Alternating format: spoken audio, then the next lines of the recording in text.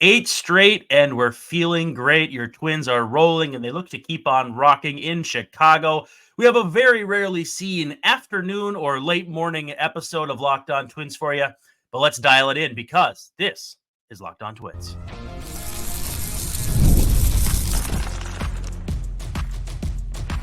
You are Locked On Twins, your daily Minnesota Twins podcast, part of the Locked On Podcast Network, your team every day.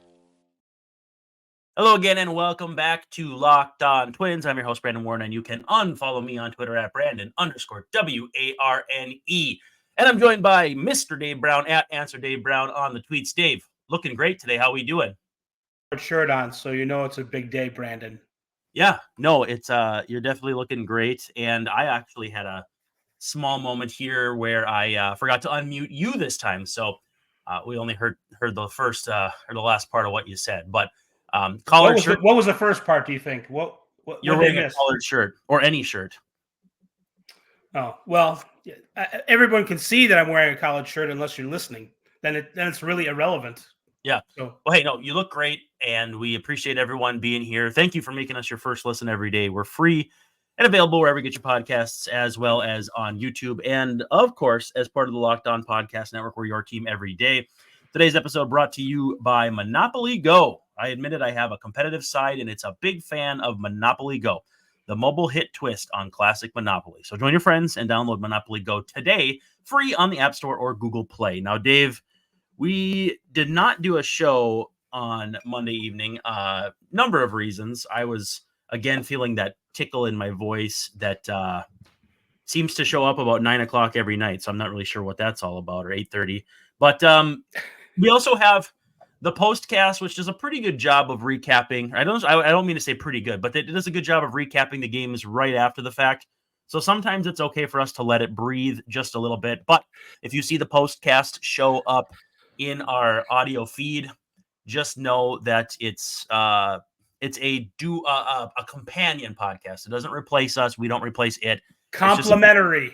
Complimentary, yes. Do you know if it's the PLI or PLE complimentary? It's PLE. It's the PLE. Okay. Well, as long as it's not the PLO. The Twins are going to be on SiriusXM today, the SXM app. You just download it and search Twins. And it's SWR. That's a lot better than PLO. Taking on White Sox righty Michael Soroka on Monday, with first pitch scheduled for 6:40 p.m. Central at Guaranteed Rate Field. So again, you can join. Well, it's usually Chris and Danny. I'm not sure if it's Chris and. Did you listen on the radio? Who was on there? Was it Glenn Perkins still? It was Perkins last night. Yeah, so he's doing a pretty good job. I thought he's solid. He's really good. I was thinking, is there a difference between Glenn Perkins on the radio and TV? And there is a little bit. I think he's a little, what's the word for it? A little less uptight about being on TV because he's not. So he's probably, he puts up those defenses a little bit because TV makes you a little more nervous than radio. So he's a little more relaxed. Yeah, and I think too, he hasn't had that sample size. I know we love sample size on TV to really get into that rhythm. And it's hard because Justin Morneau, who also needed that period, took a while to get there too. And, even still, when they do their stand-ups, you can definitely tell Justin's not exactly a natural when it comes to looking at Corey at the camera, which, give me a non-natural person who can break down the game over, a nice set of teeth and a perfectly coiffed set of hair that doesn't know anything. Nice set of teeth. I was worried there for a second. Perkins, he has worked on his broadcaster voice, though. I'm kind of amazed at how he and Gladden has been at it for so long. But it's funny to me to hear Dan Gladden, who was, kind of a consummate professional, whatever, baseball player. And now he's Mr. Radio voice. Yeah. So he's able to deliver that analysis, but also professionally, as if he's been talking on the radio for 15 years, which he has. So I feel like he's like a red ass, kind of grinder when he played. Yeah. Irascible. Word. He's, and that definitely comes through, and his old school stuff comes through too. Why didn't they bunt there? I don't like it. So, Well, hey, Twins win again on Monday, whether you watched it on national television or on Bally Sports North. I wrote both of those sets of notes, I might add, Dave Brown. And right now, there we go. Sorry, I wrote both technical. of those. So a couple of my stats showed up on the screen. Bullpen ERA was one of them, and a few other things. So, yeah, that was kind of cool. But Twins win 3-2, move to 15-13. First 8-game winning streak since June of 2011, which was an absolutely terrible season. So how did they win 9 in a row or 8 in a row that year? They started very bad, and then they were good, and then they were very bad again. And that's not me trying to evade the question. So one of my favorite stories of that season is I was not covering full time yet, but I was getting like day passes to cover the Twins to do my goofy little question and answer interviews that I thought were really cool at the time. And I'm sitting by where the lineup is posted. Because at Target Field, there's the hallway into the clubhouse that kind of zigzags, and then you walk into the clubhouse. So I'm looking at the whiteboard and the lineup, and like the guys are just filing in. It's like Steve Holm and Joe Benson and Brian Dinkle and all these guys, because the Twins basically emptied out their minors that year. Like Benson never played in the big leagues again. Dinkelman is managing in the Twin system, or at least he was. I think he still is. But so it's all these guys who are just chomping at the bit to see if they're in the lineup that day, checking the lineup, and it's September. So there's 30 some guys in the clubhouse. And then all of a sudden Joe Mauer strolls in, and I don't remember if he was dealing with an injury or not. I think that might've been maybe that was the bilateral leg weakness season, I think. But anyway, he strolls in, and all these guys in unison go, "Hey, Joe." And he's like, he might have said first, like, "What's up, fellas?" And it was like his very quintessential Joe Mauer vanilla ice cream made by Kemp's Milk voice. And yeah, in unison, it was like little brothers. "Hey, Joe." And I'll never forget that as long as I'm covering the game, because it just was so funny to hear basically Joe's little baseball brothers, vying for his attention. So it sounds like at least they put a few wins together for him, if nothing else, if it wasn't a good team. In the middle of the season, they did. In September, when they emptied out the roster, it was like, I think Josmiel Pinto, the Twins had a stretch there where someone would go just ballistic every September as a call-up. And it was Michael Ryan one year, hit like 393. Glenn Williams had hit like 400 one year. And then I think even Tommy Watkins had a Linsanity run where he was really, really good for a stretch there too. I still think Josemiel Pinto has got a chance to make an impact. I'm not giving up on him yet. My take was that the Twins are going to rue the day they didn't give him a longer look. And I also said, though, that the Twins would rue the day they DFA'd Oswaldo Arcia. So I'm 0 for 2 on that one. Oh, my. Yeah. Well, that should have been a right answer. The other Arcia is playing well, though. So, I mean, you were close. I don't know if they're brothers or not. But they are. No, they are. And honestly, I don't think I've seen brothers who less resemble each other than maybe Brian Dozier and Eduardo Escobar, but that's a different kind of brother. Well, hopefully it doesn't mean anything nefarious for the Arcia family. No. Although one of my favorite things is that Maicer and Cesar Izturis are brothers. Yeah, but they're born like 7 months apart. So there was definitely something up there. That's biologically questionable. Yeah, I don't think they have the same mom. So dad was playing a couple different positions, I guess. Well, you play the field in baseball. Yeah. Hey, Twins 12 of 13 against the White Sox. I went back and looked at the Sox series against the Rays because, sweeping the Rays is kind of a big dang deal, and we've talked about that. And I don't know if I brought this up. I probably did. But the whip, their pitcher whip against the Rays was really high. And so, exactly, you got to crack down on them. So it wasn't as though they were as crazy dominant as it maybe seemed. Now, Eric Fetty was very, very good, but they did allow a lot of base runners. So again, like the idea that they were rolling and the Twins were rolling on the same level to me was like, I'm going to need to see a little more. And to be fair, they lost by 1 run. The Twins had to scratch and claw for that last one. It was a fun game to watch. Especially fun after the fact when I realized that the Twins were going to steal the W, but fun game in general. It was looking very, we all kind of talked about how don't be surprised if the White Sox play a little bit more competitively than in the previous series. And after kind of a rough start with it wasn't a rough start, but kind of semi early on, Santana hitting the home run against Crochet, he otherwise looked to be finding his footing. On the radio, the guy Atterbury and Perkins were talking about how he's throwing a change up more, and whoever persuaded him to do that was doing the right thing, because it was playing really well with his 98-mile-an-hour heater and his funny Bronson Arroyo-esque mirror delivery. That's a really great point. Well, it wasn't my point; it was Perkins, but I think that's what you meant anyway. So and the White Sox, who are doing things at their own pace, take Crochet out after 77 pitches. Yeah, I think they're playing the long game, as in like 2026. Finally, though, we lamented that before. Yeah, but it's like, well, are the Twins going to be able to take advantage of this? Because, as you said, the White Sox bullpen can put people on base and create opportunities that way for the offense, and it didn't really bear any fruit until the end of the game. So it was a scratch and claw, and getting Crochet out of there seemed like a good thing at the time for the Twins. But Brad Keller, you never know when Brad Keller is going to roll in. So it took a while for Max Kepler to get the team back on top. From Kepler to Keller, and shift change at the mine every time the Twins face a lefty and then a righty comes in. It's like a hockey game where Rocco goes, change it up, and then all the righties come back in, and Rocco's like, I get to do something. Back up. We're taking a batter out. We're putting him back in. It reminds me of the line from The Office. Today we'll show you how the sausage is made, but first you can see a real sausage. And it was like, really, or let me show you a finished sausage, and it's really uncomfortable. But hey, let's take a quick second. We got some love for DoorDash, and then when we come back, I want to talk about Joe Ryan's pitch mix, because we kind of nailed it on what he was doing with that. So again, first, a word from DoorDash.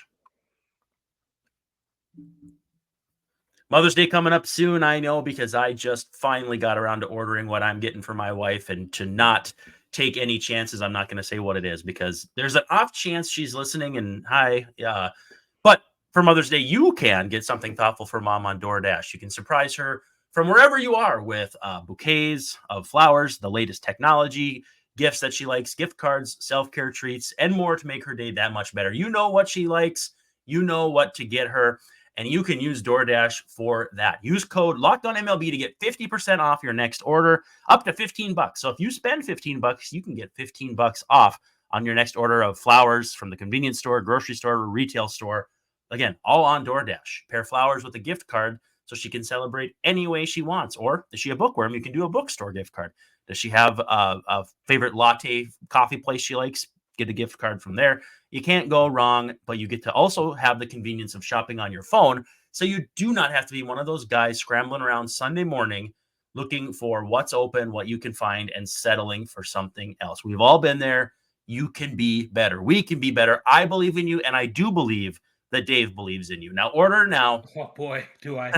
And get everything you need for Mother's Day on DoorDash. Use code LOCKEDONMLB to get 50% off your next order. That's up to $15. So spend 15, get 15 off, or spend 30, get 15 off. There you go. On your next flower, convenience store, grocery, or retail order now on DoorDash. That's Locked On MLB is your promo code. Order using DoorDash today. Terms apply. Yeah, I gotta be careful I don't have some sort of issue where I tell them if you spend $15, you get all $15 back, because DoorDash would probably not be too happy if I was handing out their money for free. We're not communists here. That's more of a FanDuel thing, but we'll talk about that more later. So I had posited, which is not to be confused with deposited, theory. Yeah, when Joe Ryan started. That's what you think. Well, yeah, I don't do the words very good. I had posited a theory that Joe Ryan, who threw 60.9, so not quite nice, percent fastballs in 92 pitches against the White Sox at Target Field on the 24th, was doing it because a couple things. One, make the White Sox beat you with your fastballs. But two, hey, Yeah, exactly. Wow, you have props and everything. What is this? Whose I line? got mad props. Yeah, or malaprops. What's malaprops? I don't even know. That's where you make a mistake. It's a mistake. It's like a funny uh, play on words, but it's a mistake. That's So all. That's all I can tell you. this entire show. Was anyhow, Joe Ryan went from 60.9% fastball usage in his first start against the White Sox to 40.7, 18.5% breaking ball usage to 29.1, and 20.7% off speed to 30.2. Now, to get granular, he added about 10% to his slider, about 12% to his sweeper, dropped the use on his splitter by about 27%, and added four-seam usage about 6%.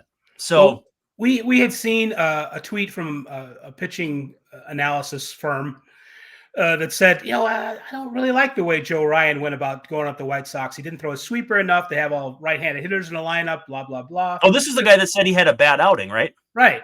That's kind of where it started. And we're like, really? And he backed off a little bit. He said, no names because honestly, I don't remember. But yeah, but we don't want to rip him either too much. He backed off later, saying, "Well, maybe I shouldn't have said he had a bad outing. It was just not how optimally he should have attacked the White Sox." So it's everyone has an opinion. Yeah, and that's sort of what got you thinking. Well, if he. Maybe the outing wasn't bad, but maybe the approach was different than expected for a reason that we're not giving him credit for. And that reason was his next start was going to be against the White Sox. So he was like Spock, looking 2 or 3 moves ahead in the 4D chess and planning ahead and trying to make the best out of both situations where he could optimize in the first start and then kind of surprise the Sox like Rocky and Rocky 3 going lefty against Clubber Lang in the last fight. If I can bring out an older reference. Rocky believed in platoons too, then left versus right. He did. He was like his own Rocco. Yeah, hey, Rocco. We call our go left-handed once in a while, Rocky. We call our dog Rocky, and his name is Rocco. So I mean, there are so many parallels here. It's I'm overwhelmed with them. He's staring at me right now, wondering what the heck I'm talking about. So I think and this was mostly you, Brandon. You're like, well, this is probably what Joe Ryan's trying to do. He's looking ahead, and it's a long season, and blah blah blah. And it turned out mostly good. It started out kind of dangerous with a first inning that saw the White Sox get a couple runs, but Ryan got out of it with a double play and was out of there after 85, 90 pitches, and it was a typical kind of Joe Ryan result. 85, 90 in the first inning, we should note. No, got out of there, got out of the game later after all the other innings. Sounds like Tony La Russa's managing again. If he dies, he dies. Get out of the first inning or die. It's not my problem. I like that we keep going back to Rocky. Hey, in these analogies. The funnier part is that I've never even seen him. So I'm what? This is not the time or the place, because here's the deal. I am the guy who, you name a movie that everyone's seen, and I'm the guy who hasn't seen it. So and this actually came up with Greg Olson on my previous podcast, That 90s Baseball Pod. He'd be talking about, Major League, and I'd be like, I've never seen Major League. I just blew your mind. Wait, you haven't seen Major League either? No, I literally just blew your mind with that. I can tell. How is that possible? I can identify with kind of knowing like metadata about, oh yeah, this exists or that exists, so you can make a reference and seem hip and with it and all that. But it's weird to me that it's kind of weird that you haven't seen Rocky, because it's, a classic film. And Major League is a baseball movie, and you're in the baseball business. And it just, don't you think it would help you understand? Probably. Do you just not consume? What kind of movies do you watch? 1987 World Series highlights. No, not really anything. That's the thing, is I'm not a movie guy. We went and saw the new, what is it? Ghostbusters. That was pretty good. But so there's you saw Ghostbusters and liked it, which nobody else can attest to either of those things. Nobody watched it, and nobody liked new Ghostbusters, but you saw it and you liked it. No, I mean, it was fine. It was fine. But so there's a line in Rocky that's like, yo, Adrian, right? There is that line. Yes. So the only reason I know that is because my babysitter when I was 10 years old or 8 years old was Adrian. Her name was Adrian. That's the only reason I know, is because people be like, "Yo, Adrian," and I'm like, I have no idea what that means. I have a sister named Adrian. So, Should get her so on also, sometime. but these, yo, Adrian, one thing about this is these lines also permeate pop culture beyond. You don't need to have seen the movie to know that Yo Adrian exists. But I'm And kind of it's like that Steve Buscemi gif where he's walking into a high school with a skateboard over his back, and I'm like, how do you do, fellow movie watchers? You know what I mean? right, right. So if you say a reference like, "Oh, yeah, you've seen this movie, right?" and I say, "Yeah," I'm lying. Like I lied to somebody Well, about don't a lie. recently about like, That's bad. "Yeah, you've seen this, right?" I'm like, "Oh, yeah, yeah, yeah." No, I have not. Sorry.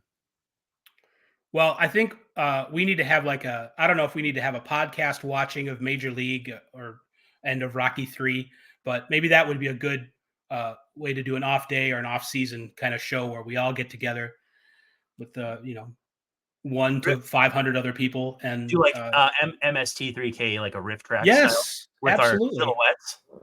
I'm trying to get my wife to see the Rocky movies as well because, like, have you seen? Okay, you've seen Star Wars movies? Kind of, like, not really. How do you know how to differentiate between good and evil if you haven't seen Star Wars? Oh, look at my Twitter account. I don't. Oh, that's true.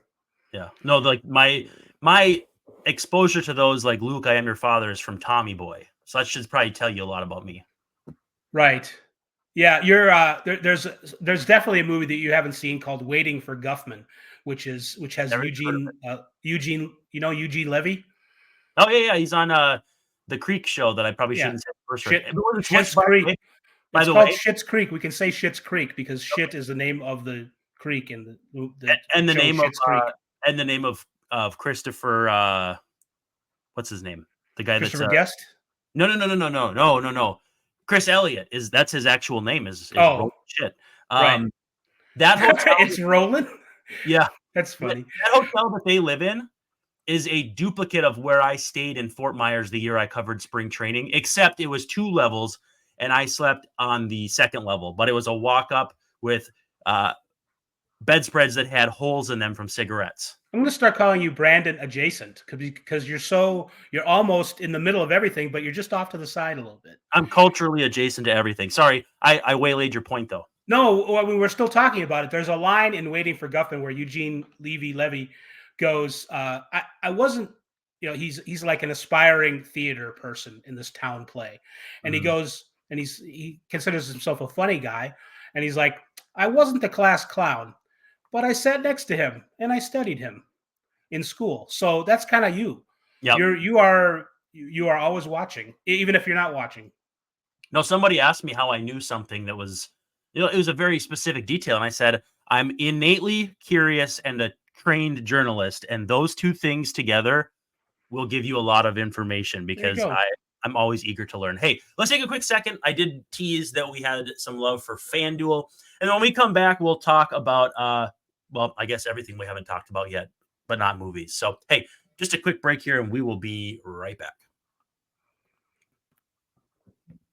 It's playoff time in the NBA and NHL. The NBA, I'm super stoked about because my Wolves moved on in 4 straight and are going to face Denver. Going to be a real barn burner. And Chris Finch will probably be watching from his hospital bed because he tore up his patellar tendon. But that's neither here nor there. Baseball is also in full swing, and FanDuel is your place to bet on each and every game because right now new customers get $150 in bonus bets guaranteed. That's $150, win or lose. Which, for someone like me, a lot less risk that way. I just have to figure out how to push the button and not actually have to pick a winner. And then from there, you can bet on everything from slap shots to home runs to slam dunks, all on an app that is safe, secure, and easy to use. So what are you waiting for? Visit FanDuel.com/lockedon and make your first bet an automatic win. FanDuel is America's #1 sportsbook. Hey, Brandon. Hey, Brandon. We kind of went off on some tangents. And I have a whole list of things that we could talk about, and I'm sure you do too. Let me run down this really fast, and then we'll go to your stuff. Oh, there's another commercial. I'm sorry. No, there's not. St. Paul has David Festa going today against Louisville. Wichita was off yesterday. They are facing Northwest Arkansas. which seems like a really scary place. Fort Myers is in Bradenton taking on the Marauders, who are It's okay. 4-17. And then Cedar Rapids has Peoria in town. And around the division, Toronto beat KC. Yesterday, Tyler Duffy pitched an inning in 2/3, so fun to see him back in the big leagues.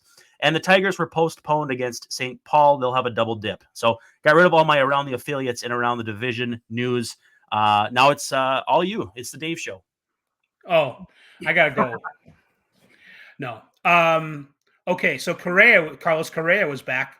Yep. Monday, and I don't know if he made 2 or 3 plays where I was out in the yard for him. I didn't see him, so I'm just listening to the radio as this is happening. Yep. And I was thinking to myself, and Atterbury goes, Correa came all the way over from shortstop to make that play, and in the stands in right field. It wasn't in the stands, but I just thought it was nice to have Correa back, sort of as like they call Paddock the sheriff, but Correa is on patrol, really. I mean, he's everywhere. If you can get somewhere from the beginning of a play to the end of a play in a game, Correa will get to that part of the field. And it's just amazing. Willie Castro did a nice job in his stead, but the Twins are at their best, obviously. But yeah, hats off to Castro. Did a nice job and really came on strong offensively. And the only thing I want to add there is I was surprised that Austin Martin got sent out instead of Miranda, though Castro being on the team gives you the outfield backup that Miranda did and some more versatility in the infield. So, or that Martin did. So having Miranda, meaning you're going to probably play him at third base every day, that makes sense to me too. I just didn't think they would do that. And you are kind of getting into all these other points that I had written down, which is good. But it all kind of goes together. So Martin, not enough at bats, mostly I think positionally speaking, because they have to stick with Margot. Margot has not had the revival like Santana did, but everybody was chasing after Frankenstein with Santana, ready to get him off the team and out of town. Get Garrett Cooper in here. Exactly. And you just had to wait a little bit longer. And now Santana is already 78th percentile in the whole league for average exit velocity, if you can believe that. He was going up there with a pool noodle most of the time, but he's been so hot lately that he's already 78th percentile in overall exit velocity. And he's 76th in chase, good chase. So he's taking walks, hitting the ball hard, 71st in fielding value. Carlos Santana is exactly what the Twins got him for. So I'm just saying it's possible that Margot might not ever fire, but he is 9% or 10% better against lefties than the league right now. And that's without really being even that good. So he's kind of doing his job in that way. The defense hasn't really shown up yet. So Martin has options. He's going to play every day down in St. Paul. So just have a little more patience with that situation, fans, given what we've learned about Carlos Santana. And Miranda, I think, he might be setting himself up for a trade later this season. That's an interesting thought. I saw that in your notes, and I wanted to hear about that. Yeah. If they can trust Royce Lewis to be healthy once he gets back, there's really not anywhere. And if Santana is playing well, and if Kirilloff is playing well, there's not going to be anywhere for Miranda to play in a couple of months. So if he does a good job, at least superficially, as a slugging third baseman, that could be part of your trade for starting pitching help down the road. And I feel like, he's probably got probably 4 years of club control, at the very least 3 and 3, but I think 4. That's the kind of player with that level of control and still, fairly cheap.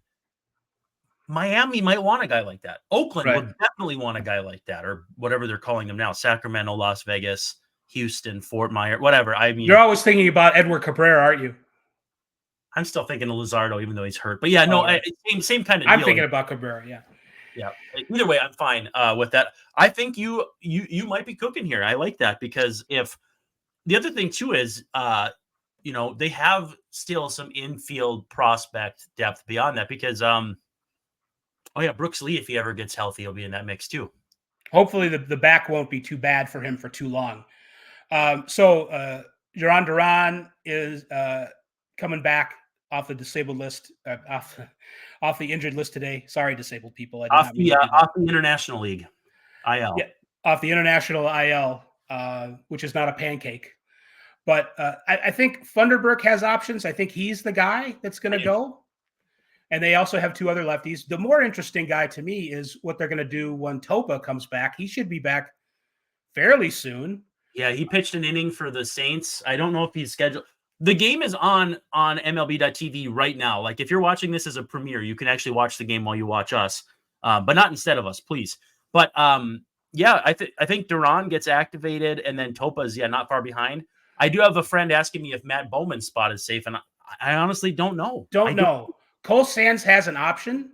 He's been so good, though. He's been so good. I mean, it's only 13 innings or whatever. I mean, if they sent out Alcala, I don't know. I think they would send Cole Sands back, but he's been so good.